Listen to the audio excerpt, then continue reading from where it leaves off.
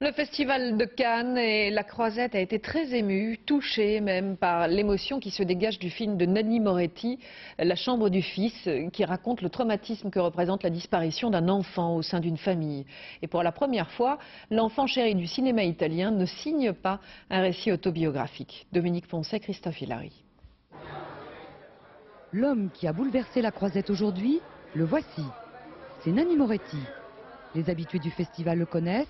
C'est la 9e fois que le réalisateur italien vient à Cannes. La dernière fois, il serrait son fils dans ses bras. Aujourd'hui, il a la tribu de son film derrière lui.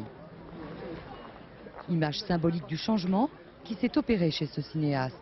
Il ne tournait que des films autobiographiques à la première personne. Aujourd'hui, il s'efface.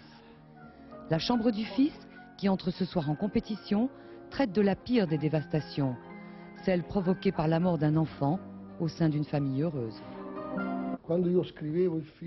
La plus grande difficulté quand on aborde les thèmes de la douleur, du deuil et de l'absence, c'est d'éviter le pathos et le mélo.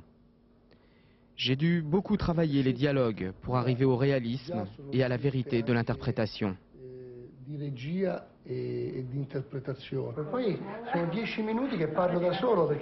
Dans son film, le réalisateur s'est réservé le rôle du père. Il a offert à la beauté grave de Laura Morante celui de la mère. Ce qui m'a séduit, c'est l'honnêteté, c'est-à-dire la délicatesse et la vérité. Traiter un sujet comme ça, sans être manipulateur, c'est pas forcé, c'est pas faux. Et c'est justement pour cela que ce film bouleverse. Rien n'est appuyé, tout est suggéré. Ce matin, à la sortie de la première projection, les spectateurs ne cachaient pas leur émotion. On sort de là, on est un petit peu retourné. Non, je ne peux pas en parler justement, parce que ça me touche beaucoup trop. C'est très très subtil, c'est par petites doses et c'est une réussite.